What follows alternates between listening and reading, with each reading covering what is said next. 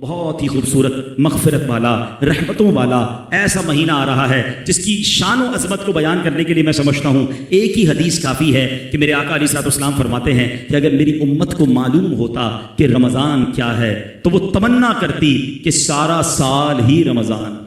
اس سے اندازہ کر لو کہ یہ کیسا مہینہ ہے. مولا علی شیر خدا کرم اللہ تعالی وجہ الکریم فرماتے ہیں کہ اگر اللہ کریم کو اس امت کو عذاب دینا مقصود ہوتا تو وہ انہیں رمضان اور سورہ اخلاص نہ عطا فرماتا. تو اس کا مطلب رمضان دیا ہی اسی لیے گیا ہے کہ یہ ہماری مغفرت کروانے آیا ہے. تو اے میرے پیارے اسلامی بھائیوں، اس میں مغفرت حاصل کرنی ہے تو رمضان کے پورے روزے رکھنے ہیں، پوری تراویح پڑھنی ہے. یہ وہ مہینہ ہے جس میں روزانہ افطار کے وقت 10 لاکھ گناہگار جہنم سے آزاد کیے جائیں گے. اس کی راتوں میں رحمت کا ندا دینے والا فرشتہ یہ ندا دیتا ہے کہ ہے کوئی مانگنے والا کہ اس کی مراد پوری کی جائے، ہے کوئی مغفرت کا سوالی کہ اس کا سوال پورا کیا جائے. اس مہینے میں نفل کا ثواب فرض کے برابر، فرض کا ثواب 70 گنا کر دیا جاتا ہے. جنت کے دروازے کھول دیے جاتے ہیں، دوزخ کے دروازے بند کر دیے جاتے ہیں، شیطان کو قید کر دیا جاتا ہے جو سب سے بڑا ہمارا دشمن ہے. گویا میری اور آپ کی مغفرت کا پورا انتظام ہوتا ہے. لیکن اب بد نصیب وہ ہے جو رمضان بھی غفلت سے گزارے.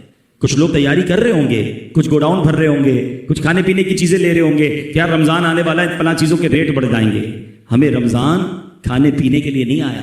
ہاں، کراچی کی سڑکوں پہ نکلو رمضان میں اور اگر کچھ بورڈز پر نظر دوڑائیں، کوئی غیر مسلم آ جائے تو وہ شاید سمجھے گا کہ کوئی فوڈ فیسٹیول آ گیا ہے، کیونکہ سحری آفر، افطار offer, all you can eat, جو کھانا ہے کھائیے اتنے روپے میں، یہ والی آئٹم. بندہ بورڈ دیکھ کر سمجھے کہ پتہ نہیں شاید مسلمانوں کا کوئی کھانے پینے کا تہوار آیا ہے. آپ سچ بتاؤ کیا یہ درست ہے؟ ہماری دن رات ایک ہی فکر میں رہیں گے کہ کیا کھانا ہے. ارے کھانے پینے کے لیے نہیں آیا رمضان. صحت اپنی اچھی رکھیں، کم کھائیں اور عبادت کریں، مغفرت کروانے آیا ہے. دیکھیں نا پچھلے رمضان میں کتنے ایسے دوست ہوں گے آپ کے جو اس رمضان میں نہیں ہیں. کیا معلوم ہمارا بھی یہ آخری رمضان. پہلے تو ہم اللہ سے دعا کرتے ہیں کہ خیر سے ہمیں رمضان سے ملا دے. اللہم بلغنا رمضان بالصحۃ وعافیہ. درود پاک پڑھنے کے بے شمار فضائل و برکات ہیں. بہت سارے واقعات، بہت ساری حدیثیں فضائل درود میں ملتی ہیں. مگر بعض اوقات ایسا ہوتا ہے کہ کچھ لوگ یہ سمجھتے ہیں کہ درود پاک بڑی اچھی چیز ہے، پڑھ لیں تو بڑا کمال ہے، لیکن نہ پڑھیں تو کوئی پرابلم نہیں ہے. نارملی درود پاک کو لوگ گرانٹڈ لے لیتے ہیں. ایسا نہیں ہے. درود پاک بعض موقعوں پر پڑھنا ضروری ہے اور درود پاک سے دوری بعض اوقات ہلاکت کا سبب بن جاتی ہے. ایک حدیث پاک سنیے. اللہ کے حبیب علیہ الصلوۃ والسلام فرماتے ہیں جو درود پاک پڑھنا بھول گیا وہ جنت کا راستہ بھول گیا. درود پاک کو چھوڑنا نہیں ہے، یہ جنت میں جانے کا راستہ ہے. اب جو میں آپ کو حدیث سنانے جا رہا ہوں نا، اس میں مزید نہ صرف درود پاک کی اہمیت کا اندازہ ہوگا بلکہ ماہ رمضان اور والدین، ان سب کی اہمیت کا اندازہ ہوگا. سرکار دو عالم نور مجسم صلی اللہ تعالی علیہ وسلم ایک بار مسجد نبوی شریف میں ممبر اقدس پر تشریف لے گئے اور میرے آقا علیہ الصلوۃ والسلام نے ممبر اقدس پر اپنا جب پہلا پیر رکھا، قدم مبارک رکھا تو فرمایا آمین. اگلا قدم رکھا فرمایا آمین.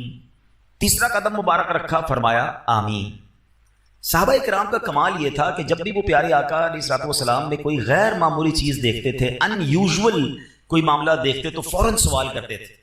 تو سوال کیا حضور یہ آپ نے ہر قدم مبارک پر آمین فرمایا، اس کے پیچھے کیا حکمت ہے؟ حدیث کا خلاصہ ہے سرکار دو عالم علیہ الصلوۃ والسلام فرماتے ہیں میرے پاس جبریل امین آئے اور انہوں نے یہ دعا کی کہ یا اللہ جو ماہ رمضان کو پائے اور اپنی مغفرت نہ کروا سکے وہ ہلاک و برباد ہو جائے. آقا فرماتے میں نے اس دعا پر آمین کہا. دوسری سیڑھی پر قدم رکھا تو جبریل امین نے دعا کی کہ یا اللہ جو اپنے ماں باپ کو بڑھاپے میں پائے اور ان کی خدمت اسے جنت میں نہ پہنچائے تو وہ ہلاک و برباد ہو جائے. آقا فرماتے میں نے اس دعا پر آمین کہا. اور تیسری سیڑھی پر جب قدم رکھا تو نبی پاک علیہ الصلوۃ والسلام فرماتے ہیں کہ جبریل امین نے دعا کی کہ یا اللہ جو نبی پاک علیہ الصلوۃ والسلام کا نام سنے اور آپ پر درود نہ پڑھے وہ بھی ہلاک و برباد ہو جائے. میرے آقا فرماتے ہیں میں نے اس دعا پر آمین کہا. اب ذرا غور کیجئے. سب سے پہلے تو یہ سمجھتے ہیں اس دعا کی امپورٹنس کتنی ہے، اس دعا کا مرتبہ کتنا ہے. دعا کرنے والے کون ہیں؟ فرشتوں کے سردار جبریل امین. اور آمین کہنے والے کون ہیں؟ نبیوں کے سردار صلی اللہ تعالی علیہ وسلم جناب رحمت للعالمین. اٹ مینز دعا کے قبولیت میں تو کوئی شک نہیں ہے. اب یہ تینوں کام بڑے اہم ہو گئے نا. رمضان ملے اور مغفرت نہ ہو وہ مارا جائے گا، وہ برباد ہو جائے گا. لیکن آپ سوچیں کہ رمضان میں میری اور آپ کی مغفرت کا انتظام کیسا کیا رب نے. آئے ہائے قربان جائیں اللہ کی رحمت پر. عشرہ رحمت کی آخری گھڑیاں چل رہی ہیں، سبحان اللہ. یعنی آپ اگر رمضان کو تھورلی دیکھیں نا تو یہ پورا پیکج ہے کہ کسی طریقے سے میرے بندے بخشے جائیں. رمضان ہے کیا؟ مولا علی شیر خدا کرم اللہ تعالی وجہ الکریم فرماتے ہیں اگر اللہ کو اس امت کو عذاب دینا ہوتا نا تو اس امت کو رمضان اور سورہ اخلاص عطا نہ فرماتا. بھائی اسی ایک روایت سے سمجھ جاؤ نا کہ رمضان کیا ہے، یہ آیا ہی بخشوانے ہیں. اب ذرا پیکج دیکھیں کیا ہے. سب سے بڑا پرابلم ہمارا، ہمیں گناہوں کی طرف کون لے جاتا ہے؟ کون لے جاتا ہے؟ شیطان. ہمارا کھلا دشمن ہے نا، ہمیشہ بہکائے گا، نماز نہیں پڑھنے دے گا، عبادت نہیں کرنے دے گا، ہمارے دلوں میں وسوسے ڈالے گا. جو ہمارا سب سے بڑا دشمن ہے اس کو بند کر دیا، گلی مک گئی نا. اگر دشمن ہی نہیں ہے تو پھر تو مقابلہ ہی ختم ہو گیا. اچھا شیطان کو بند کیا، جنت کے دروازے کھول دیے، دوزخ کو تالے لگا دیے گئے. اور پھر سبحان اللہ فرمایا کہ روزہ دار کے لیے سمندر میں مچھلیاں سوراخوں میں چونٹیاں بھی دعائیں کرتی ہیں. نفل کا ثواب فرض کے برابر، فرض کا ثواب 70 گنا کر دیا. روزانہ افطار کے وقت 10 لاکھ گناہگار جہنم سے آزاد کر دیے گئے. اچھا روزانہ رات رحمت کا فرشتہ ندا دے رہا ہے، آسمان سے آوازیں لگائی جا رہی ہیں، ہے کوئی مانگنے والا اس کی توبہ قبول کی جائے، ہے کوئی مغفرت کا سوالی اس کا سوال. یعنی جو فقیر ہوتا ہے نا وہ سخی کے در پہ جا کر کہتا ہے کچھ دے دو آپ کی مہربانی، وہاں سے خود ندائیں ہیں کہ مانگ لو جو مانگنا ہے. یہ بتاؤ بخشش کا کوئی بہانہ نہیں چھوڑا گیا ہے. لیکن اگر پھر بھی رمضان میں کوئی نہ بخشا جائے، جو اس مہینے میں بھی گناہ کرے، روزے نہ رکھے، نمازیں نہ پڑھے، ہیں اس مہینے میں راتوں کو گناہ میں گزارے، راتوں میں پھر برے کام کرے. اب کتنی سخت بات ہے کہ تمہارا دشمن شیطان بند کر دیا پھر بھی تم گناہوں سے باز نہیں آ رہے. اب اس میں بھی کچھ لوگوں کو وسوسہ آتا ہے کہ یار جب شیطان بند ہے تو گناہ کیوں ہو رہے ہیں؟ تو اس کی وجہ یہ علماء نے بڑی پیاری مثال دی کہ اگر آپ سائیکل چلائیں اور چلاتے چلاتے بہت دیر تک چلاتے رہے، اس کے بعد پیڈل مارنا چھوڑ دیں، پھر بھی سائیکل کافی دیر تک چلتی رہتی ہے. تو 11 مہینے جو شیطان نے پیڈل مارے نا ہم پر، تو یہ سائیکل کو بریک تو لگا. اچھا سائیکل پیڈل مارنا چھوڑ دیں پھر رکے گی کیسے؟ ایک بار روک دیں، اب نہیں چلے گی، کیونکہ جب تک آپ پیڈل نہیں ماریں گے سائیکل نہیں چلے گی. ایسا ہی ہے نا، ہم بریک نہیں مارتے، ہونا یہ چاہیے پہلی رمضان کو ہی بریک لگا دیں بس اب گناہ نہیں کرنے. تمہارے گناہوں والے دوست دور، موبائل میں سارے وہ تمام گروپ سے ایگزٹ، تمام پیجز سے باہر جو مجھے گناہ کرواتے. بریک تو لگاؤ نا، پھر نہیں ہوگا رمضان میں گناہ. اگر بریک ہی نہیں لگ رہا، ہمیں دوست بھی وہی چاہیے، ہمیں موبائل میں بھی وہی دیکھنا ہے، ہمیں جناب معاذ اللہ ٹی وی میں بھی وہی دیکھنا ہے. تو اب سوچیں رمضان میں گناہ کی پنشمنٹ بھی زیادہ ہے، اس کی سزا بھی زیادہ ہے، مگر لوگ گناہوں سے باز نہیں آتے رمضان میں. ایک حدیث سے اس کی سیویرٹی، اس کی سختی سمجھو. حدیث پاک کا مضمون ہے جو رمضان میں ایک گناہ کرے، ایک گناہ، اس کے 1 سال کے اعمال برباد کر دیے جائیں. ایسا نہ ہو کہ رمضان میں کروڑوں بخشے جائیں اور ہم اپنی بری عادتوں کی وجہ سے مارے جائیں. رمضان کی راتیں گناہوں کے لیے نہیں، عبادت کے لیے ہیں. رمضان کھانے پینے کے لیے نہیں، یہ تلاوت اور سجدوں کے لیے آیا. تو نمبر 1 اس دعا کو یاد رکھنا، نبی پاک نے آمین کہا ہے کہ جو رمضان کو پائے اور اپنی مغفرت نہ کروا سکے وہ ہلاک ہو جائے. دوسری کیا دعا تھی کہ یا اللہ جو اپنے والدین کو بڑھاپے میں پائے اور ان کی خدمت اسے جنت میں نہ پہنچائے تو وہ بھی ہلاک و برباد ہو جائے. اب سوچئے کہ ہم اپنے والدین کی کتنی خدمت کرتے ہیں.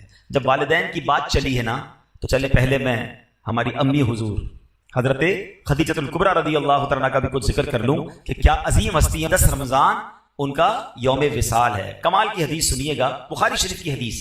جب پیارے آقا علیہ السلام غار حرا میں تشریف لے جایا کرتے تھے، ایک دن یہ ہوا کہ پیارے نبی رسول ہاشمی علیہ السلام غار حرا میں تشریف فرما تھے. حضرت جبریل امین بھی بارگاہ رسالت میں حاضر تھے. اتنے میں مسلمانوں کی پیاری امی جان رسول اکرم صلی اللہ علیہ وسلم کی زوجہ محترمہ حضرت خدیجہ الکبریٰ رضی اللہ تعالیٰ عنہ دور سے آتی ہوئی نظر آئیں. آگے کیا ہوا؟ بخاری شریف کی حدیث سے پاک سنیے کہ صحابی رسول حضرت ابو ہریرہ رضی اللہ تعالیٰ عنہ فرماتے ہیں حضرت جبریل امین نے خدیجہ الکبریٰ رضی اللہ تعالیٰ عنہ کو دیکھا تو عرض کیا یا رسول اللہ صلی اللہ تعالیٰ علیہ وسلم، یہ خدیجہ آ رہی ہیں، ان کے پاس برتن ہے جس میں کھانا ہے، جب وہ آپ کے پاس پہنچ جائیں تو انہیں اللہ پاک کا بھی سلام دیجئے، میرا بھی سلام کہیے، اور انہیں خوشخبری سنا دیجئے کہ جنت میں ان کے لیے اندر سے خالی یعنی خولدار موتیوں سے بنا ہوا گھر ہے جس میں نہ کوئی شور ہے نہ کوئی تکلیف ہے. اللہ کا سلام، جبریل امین کا سلام اور جنت میں گھر کی بشارت. جب حضرت خدیجہ نبی پاک کے پاس پہنچی تو پیارے آقا علیہ السلام نے فرمایا اللہ پاک اور حضرت جبریل نے تمہیں سلام کہا ہے، تو اس کا جواب دیتے ہوئے حضرت خدیجہ نے کیا کہا؟ ان اللہ هو السلام وعلی جبریل السلام وعلیک السلام ورحمۃ اللہ وبرکاتہ، یعنی اللہ پاک سلام ہے اور حضرت جبرائیل اور آپ علیہ السلام پر سلامتی، اللہ پاک کی رحمتیں اور برکتیں ہوں۔ یہ مرتبہ ہے ہماری امی حضور حضرت خدیجہ الکبریٰ رضی اللہ تعالی عنہا کا، مادر اولین اہل ایمان کی ہے، یہ اس کی بزرگی و پاکیزگی برگزیدہ ہے رب محمد کی بھی، عرش سے جس پہ تسلیم نازل ہوئی، اس سرائے سلامت پہ لاکھوں سلام، اس کا جبریل ملحوظ رکھے ادب، جنتی گوہرے گھر اسے بخش رب، کوئی تکلیف اس میں نہ شور و شغب، منزل من قصب لا نصب لا صخب، ایسے کو شک کی زینت پہ لاکھوں سلام۔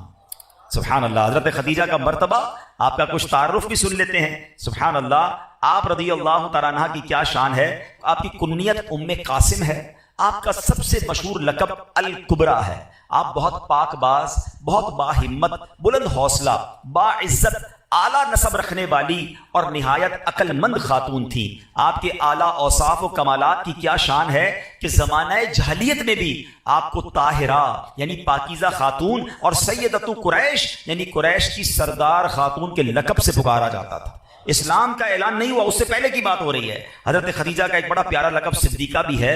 نبی پاک علیہ السلام نے فرمایا ہذہ صدیقۃ امتی، یعنی یہ میری امت کی صدیقہ ہیں۔ ایک اور خوبصورت بات کہ پیارے آقا کے 7 اولاد ہوئی، یاد رکھیے گا 7 بچے ہیں نبی پاک علیہ السلام کے، 4 شہزادیاں حضرت زینب، حضرت رقیہ، حضرت ام کلثوم اور بی بی فاطمہ رضی اللہ تعالی عنہن، اور 3 شہزادے حضرت قاسم، حضرت عبداللہ اور حضرت ابراہیم۔ ان میں سے صرف حضرت ابراہیم جو تھے وہ حضرت ماریہ قبطیہ رضی اللہ تعالیٰ عنہ کے شہزادے ہیں، باقی ساری اولاد نبی پاک علیہ السلام کی وہ حضرت خدیجہ رضی اللہ تعالیٰ عنہ سے ہے، یہ یاد رہے۔ ایک اور خوبصورت بات کہ جب نبی پاک علیہ السلام سے نکاح فرمایا، پیارے آقا کی عمر مبارک 25 سال تھی، اور جب تک بی بی خدیجہ دنیا میں ظاہری حیات میں رہی، میرے آقا علیہ السلام نے کسی اور سے نکاح نہیں کیا۔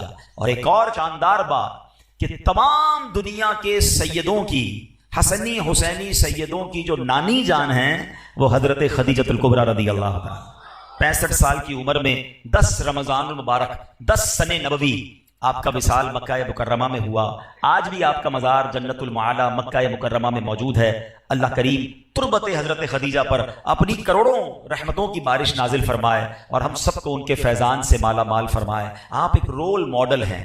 پیارے آقا علیہ السلام کی زندگی کا جو سب سے ٹف ٹائم تھا نا، وہ اسلام کا جب اعلان ہوا تھا۔ اس سے پہلے تو لوگ بڑا پیار کرتے تھے نا، آپ کو صادق اور امین کہتے تھے، مگر جب نبی پاک نے اعلان نبوت کیا تو اس کے بعد اپنے پرائے ہو گئے، جان کے دشمن ہو گئے۔ مگر آپ کی زوجہ حضرت خدیجہ نے جو نبی پاک کو حوصلہ دیا، جو آپ کا ساتھ دیا، پیارے آقا علیہ السلام اپنی زندگی کے حیات طیبہ کے آخری لمحات تک حضرت خدیجہ کو یاد کرتے تھے کہ خدیجہ نے مجھے اس وقت ساتھ دیا جب میرا کوئی ساتھ دینے والا نہیں تھا۔ تو یہ بات سیکھنی چاہیے ہماری ماؤں بہنوں کو کہ اگر گھر میں مرد کسی مشکل میں ہے، پریشانی میں ہے، تو ہمیں اس کا ساتھ دینا ہے، تانے نہیں دینے، ٹینشن نہیں دینی ہے۔ اور یاد رکھیے میری وہ بہنیں اور مائیں جو مشکل وقت میں اپنے شوہر کا، اپنے بھائی کا، اپنے والد کا ساتھ دیتی ہیں، وہ اللہ انہیں سکھ کے دن ضرور دکھاتا ہے۔ اور جو ہم نے سنا، پھر آتے اس دعا کی طرف، حضرت جبریل نے دعا کی کہ جو اپنے ماں باپ کو بڑھاپے میں پائے اور مغفرت نہ کروا سکے وہ ہلاک ہو جائے۔ تو اس سے سوچنا یہ ہے، اس سے سمجھنا یہ ہے کہ ماں باپ کی کتنی خدمت کرنی ہے، ماں باپ کی کتنی دعائیں لینی ہیں۔ میں آج ایک تحدیث نعمت کے لیے، شاید کسی کو یہ بات ترغیب کے لیے مل جائے، اس لیے بیان کرنے جا رہا ہوں۔ میرے ابو جان تقریباً 30 محرم کو آپ کا وصال ہوا، اللہ پاک ان کی بے حساب مغفرت فرمائے۔ ہمیں یہ ضرور اطمینان ہے کہ محرم کے اسی مہینے میں عاشورے میں انہوں نے عمرہ بھی کیا تھا، اور حدیث پاک ہے کہ ایک عمرہ دوسرے عمرے تک گناہوں کا کفارہ ہے۔ والد صاحب نماز کے لیے گھر سے نکلے تھے اور راستے میں چوٹ لگی، اور اسی چوٹ سے وہ پھر دنیا سے چلے گئے، واپس نہ آ سکے۔ تو جو راہ خدا میں نکلتا ہے، اللہ پاک اس کو، اس سے اچھی کیا موت ہوگی کہ نماز کی حالت میں وہ تشریف لے گئے۔ لیکن میں نے یہ سوچا کہ ماں باپ تو چلے گئے، اگر ماں باپ حیات ہوتے تو ہم ان کے ساتھ کوئی افطار تو کرتے نا، ان کی کوئی افطار کی دعوت تو کرتے۔ تو میں نے اور میرے بھائی نے مشورہ کیا کہ اب نہ امی ہیں نہ ابو ہیں، ان کی مسجدیں تو ہیں، تو کیوں نہ ہم وہاں جا کر قرآن خوانی کر کے ایک افطار اجتماع ان کے ایصال ثواب کا کریں، تاکہ ان کی روح کو ثواب پہنچے اور قبر میں بھی انہیں احساس ہو کہ انہیں بچے ان کے بھولے نہیں ہیں۔ یہ بات میں نہ کرتا، مگر میں اس لیے اس طرح کی بات کر رہا ہوں کہ شاید وہ لوگ جن کے ماں باپ چلے گئے ہیں ان کو ترغیب ملے کہ خدا کی قسم آج اگر آپ کے پاس ماں باپ ہیں، واللہ یو آر سو لکی، جس کے پاس ماں باپ بھی ہیں اور رمضان بھی ہے، آئے ہائے اور کیا چاہیے تمہیں کہ ماں کے ساتھ افطار کرتے ہو، والد کے ساتھ افطار کرتے ہو، ماں کی دعائیں تمہارے ساتھ ہیں اور رب کی رحمتیں برس رہی ہیں، اس سے اچھی تو کوئی بات نہیں ہے۔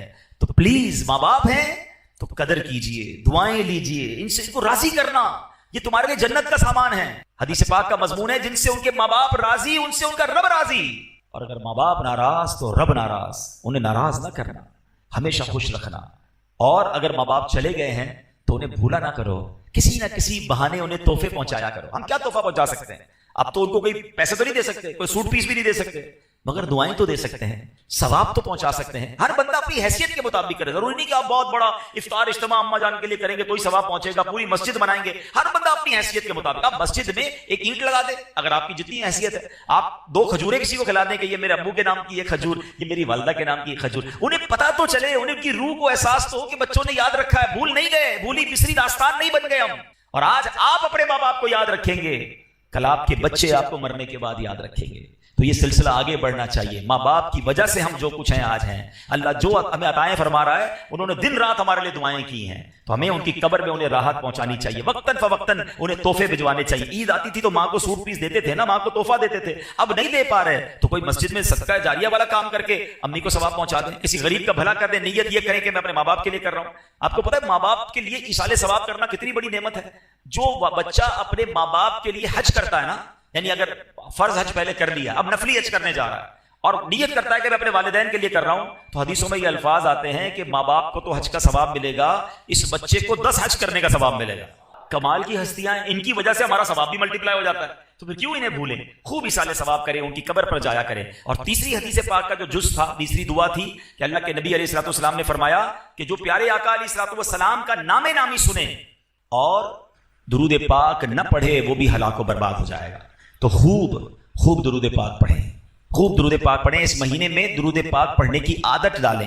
علماء نے یہ بڑا آسان کر دیا ہمارے لیے کہ اگر ہم کبھی نبی پاک علیہ الصلوۃ والسلام کا نام سنیں اور درود پڑھنا بھول گئے تو علماء کہتے ہیں دن میں ایک مخصوص تعداد میں درود پاک پڑھ لیا کرو، 100 بار، 200 بار، 300 بار، تو پورے دن میں جتنی بار بھی نام نامی سنا ہوگا، لیا ہوگا، درود نہیں پڑھ سکے تو اب جو یہ پڑھو گے یہ پڑھنا قائم مقام ہو جائے گا۔ تو اللہ کریم سے میں دعا کرتا ہوں کہ رب کریم ہمیں ماہ رمضان کی قدر نصیب فرمائے، اپنے والدین کی قدر نصیب فرمائے، ہمیں درود پاک کی کثرت کرنے کی توفیق عطا فرمائے۔ رمضان میں تراویح میں جینا چرایا کریں۔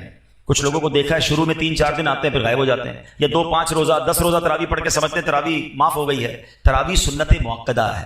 آپ کو پتہ ہے تراویح کا ثواب کتنا ہے؟ رمضان میں ہر سجدے پر اللہ کریم 1500 نیکیاں عطا فرماتا ہے، ہر سجدے پر جنت میں سرخ یاقوت کا ایک گھر عطا کیا جاتا ہے۔ ہائے ہائے ہائے، اتنی اللہ نے رحمتیں آسان کر دی، پھر ہم تراویحوں سے بھاگ جاتے ہیں۔ تراویح بھی پڑھیں، نوافل بھی پڑھیں، تہجد بھی پڑھیں، اللہ توفیق دے اشراق چاشت بھی پڑھیں، رغبت کریں، یہ وقت آیا۔ آپ کو پتہ ہے پچھلے رمضان میں کئی لوگ ہمارے ساتھ تھے، کیا پتا اور آج نہیں ہے، کیا پتا اگلے رمضان میں ہم نہ ہوں۔ تو اس رمضان کو اپنا آخری رمضان سمجھیں اور خوب عبادتیں کر لیں، یہ بخشوانے آیا تو کر لیجئے جتنی نیکیاں کرنی ہیں۔ اور آخر میں عرض یہ ہے کہ اس مہینے میں سخاوت بھی کیجیے، اپنی حیثیت کے مطابق اپنے غریب رشتہ داروں کی مدد کیجیے، دیگر مسلمانوں کی مدد کیجیے، اور اس کے بعد میری گزارش ہے اپنی دعوت اسلامی کا بھی ساتھ دیں۔ اللہ پاک عمل کرنے کی توفیق عطا فرمائے، اللہ پاک اس مہینے کی برکتیں ہم سب کو نصیب فرمائے۔ صلو علی الحبیب صلی اللہ تعالی علی محمد صلی اللہ علیہ وسلم۔